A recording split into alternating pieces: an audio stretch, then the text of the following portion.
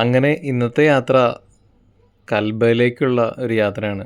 കൽബയുടെ കടൽ തീരത്തിനടുത്തുള്ള ഹഫയ്യ എന്ന് പറഞ്ഞിട്ടുള്ള തടാകം കാണാൻ വേണ്ടി പോകുന്ന യാത്രക്കിടയിൽ കൽബ റൂട്ടിൽ നമ്മൾ വണ്ടി നിർത്തി ഏകദേശം ഒരു 4 മണിയോട് അനുബന്ധിച്ച സമയത്തെടുത്ത ഒരു വീഡിയോ ആണ്.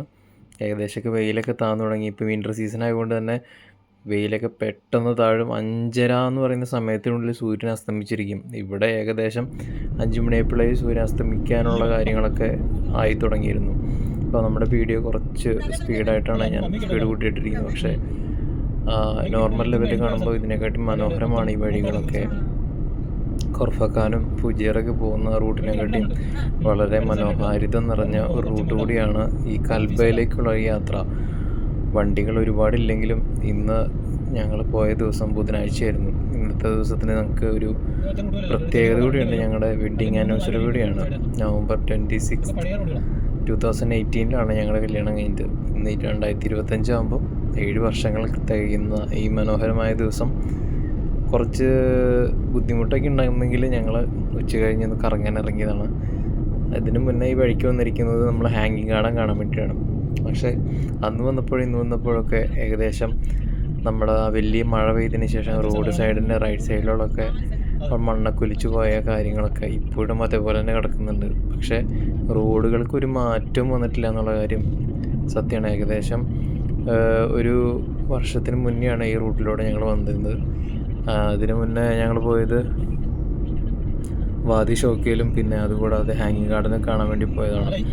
കറക്റ്റ് 4 മണിയുടെ മനോഹാരിത തങ്ങി നിൽക്കുന്ന നല്ല വെളിച്ചമുള്ള നല്ല അന്തരീക്ഷം. എനിക്ക് ഇങ്ങനെയുള്ള സ്ഥലങ്ങളിലൂടെ പോകുമ്പോൾ ഏകദേശം ഈ സമയത്ത് യാത്ര ചെയ്ത് നമ്മുടെ ഡെസ്റ്റിനേഷനിൽ എത്തുക എന്നുള്ളതാണ് എൻ്റെ ഏറ്റവും വലിയ ടാർഗറ്റ്.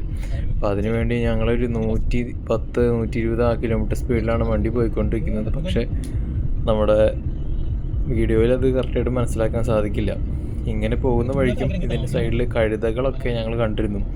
വളരെ മിന്നായം പോലെ കണ്ടതെങ്കിൽ നമുക്കത് വീഡിയോയിൽ പകർത്താൻ പറ്റിയില്ല. ഇവിടെ നിന്നുള്ള ഈ ദൃശ്യം കണ്ടു കഴിഞ്ഞപ്പോൾ എനിക്ക് ഭയങ്കര ഇഷ്ടപ്പെട്ടു. കാരണം സൂര്യാസ്തമയത്തിൻ്റെ ആ പ്രഭാകിരണങ്ങളൊക്കെ ഇങ്ങനെ നമ്മുടെ മലകളിലൊക്കെ തട്ടി നിൽക്കുന്ന മനോഹരമായ കാഴ്ച കാണാൻ തന്നെ നല്ല ഭംഗിയാണ്. അപ്പോൾ നമ്മുടെ യാത്രകളൊക്കെ ഇഷ്ടപ്പെടുന്ന ആൾക്കാർ വീക്കിലി അല്ലെങ്കിൽ മന്ത്ലി ഒക്കെ ഒരു യാത്ര പോകുന്നത് മനസ്സിന് സന്തോഷവും നമ്മുടെ കണ്ണിന് കുളിർമയാകും. അപ്പം അങ്ങനെ ഞങ്ങൾ യാത്ര തിരിച്ച് കൽബ ടണലൊക്കെ കഴിഞ്ഞിട്ടാണ് നമ്മൾ ഹഫയ്യ എന്ന് പറഞ്ഞ ആ ഡാമിലേക്ക് എത്തുന്നത്. ഡാമിൽ എത്തുന്നതൊക്കെ സംഭവം കൊള്ളാം. പക്ഷേ അവിടെ നമുക്ക് പാർക്കിംഗ് ഉണ്ട്. പാർക്കിംഗ് നമ്മൾ ഇട്ടേ പറ്റൂ. പാർക്കിംഗ് ഇട്ടില്ലെങ്കിൽ നമുക്ക് ഫൈൻ വരും. അത് അവരുടെ ആപ്ലിക്കേഷൻ ഡൗൺലോഡ് ചെയ്തിട്ട് അതിൽ കയറിയാണ് നമ്മൾ പേയ്മെൻറ്റ് ചെയ്യേണ്ടത്. അത് ഓൺ ദ സ്പോട്ട് ചെയ്യേണ്ട, 72 ഹവേഴ്സിനുള്ളിൽ നമ്മൾ ചെയ്താൽ മതി. അങ്ങനെയാണ് അവിടുത്തെ സിസ്റ്റം അവർ ക്രമീകരിച്ചിരിക്കുന്നത്. ഇവിടെയൊക്കെ വലിയ വലിയ മലകളായിരുന്നു പണ്ട്. ഈ മലകളൊക്കെ വെട്ടി തീർത്തതിന് ശേഷമാണ് ഇവിടെയുള്ള റോഡുകളൊക്കെ ഉണ്ടാക്കിയിരിക്കുന്നത്. ഈ റൈറ്റ് സൈഡിൽ കാണുന്ന വലിയൊരു അഗാധമായൊരു കൊക്കയാണ്, വലിയൊരു താഴ്വരയാണ്.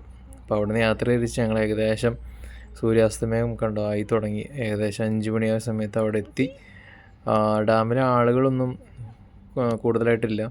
അതുകൂടാതെ ഈ ഡാമിൻ്റെ റൈറ്റ് സൈഡിലൊക്കെ ഉണ്ടാവും മൊത്തം ചെടികളൊക്കെ മുകളിലേക്ക് വെച്ച് പിടിപ്പിച്ചിട്ടുണ്ട്. പച്ചപ്പില്ലാത്ത സ്ഥലങ്ങളിൽ പച്ചപ്പ് ഉണ്ടാക്കാനുള്ള കാര്യങ്ങളാണ് അവർ ചെയ്തുകൊണ്ടിരിക്കുന്നത്. കൂടാതെ ഹൈക്കിങ്ങിനുള്ള ഒരു സ്ഥലം കൂടി ഇവിടെ അവർ തുറന്ന് കാണിക്കുന്നുണ്ട്. നമുക്ക് മലയൊക്കെ കയറി മലയുടെ മുകളിലൊക്കെ എത്താം. അപ്പോൾ അത് കുഞ്ഞുങ്ങളുള്ളവരായിട്ട് പോകുമ്പോൾ ഒരിക്കലും നടക്കില്ല. ഈ മലയുടെ മുകളിലൊക്കെ നമുക്ക് എത്തിച്ചേരാം.